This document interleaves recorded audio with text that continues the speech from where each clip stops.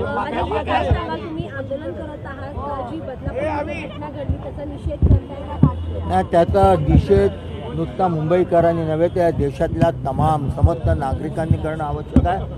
कारण प्रत्येकाला मुलीबाळी आहेत आणि विशेषतः हेच काय जे आदर्श विद्यामंदिर आहे बदलापूरमध्ये, इथे ही घटना घडल्यानंतर ज्या प्रकारच्या सरकारच्या कडनं त्याच्यावरती तीव्र अशी कारवाई करणं गरजेचं होतं, तर ते न होता कोणाच्या तरी दबावाखाली। कारण आज असं अनेक वर्तमानपत्रांमध्ये आले आहे, काल लोक तिथले म्हणत होते आंदोलन करतात की ही भाजपच्या संबंधित पदाधिकाऱ्यांची शाळा आहे आणि गुन्हा घडल्यानंतर त्या मुलीचे नातेवाईक तक्रार करायला गेले। 11 तास पोलिसांनी तक्रार घेतली नाही, कोणाच्या दबावाखाली पोलीस होते।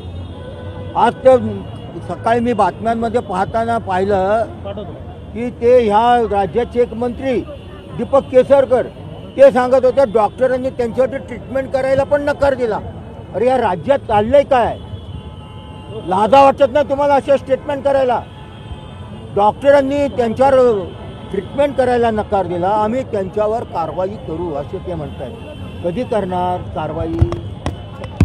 आणि ज्या पद्धतीने सरकार चाललंय हे दबावाखाली चालवलं जाते।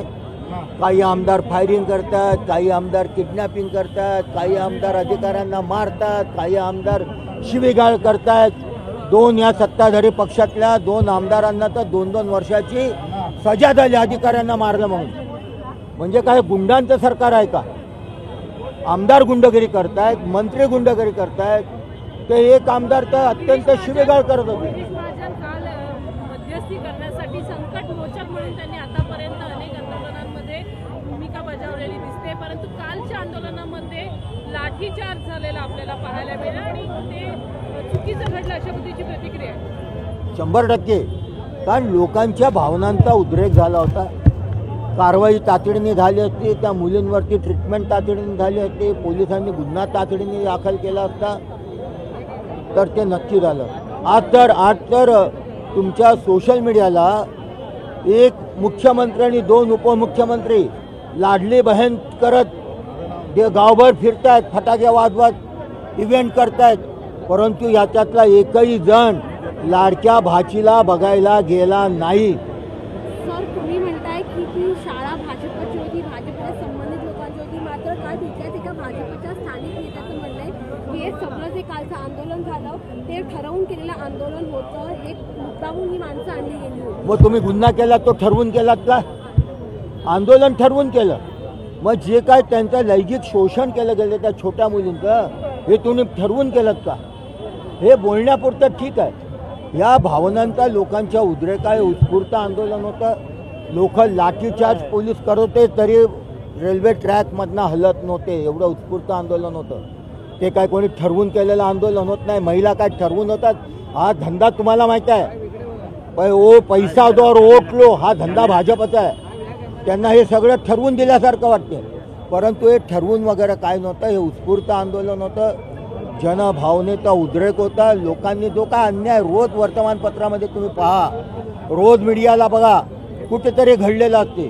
पुण्यामध्ये अशी घटना घडली, काल कळव्यामध्ये घडले, म्हणजे लहान मुलींना देखील पाहिलं जात नाही। एवढा विकृत समाज कधी महाराष्ट्राने पाहिला नाही, एवढी विकृत यंत्रणा सरकारची कधी महाराष्ट्राने पाहिली नाही।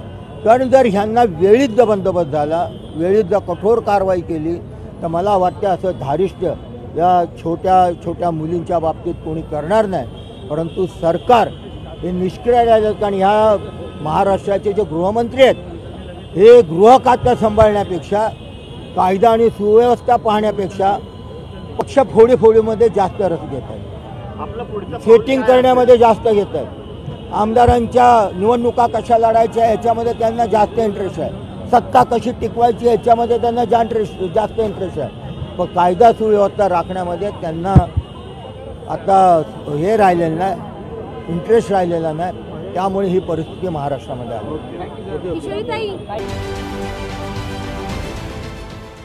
देश विदेशातील प्रत्येक घडामोडींचे लाईव्ह अपडेट मिळवण्यासाठी आता साम टीव्हीच्या सर्व सोशल मीडिया प्लॅटफॉर्मला लाईक, फॉलो आणि सबस्क्राईब करा।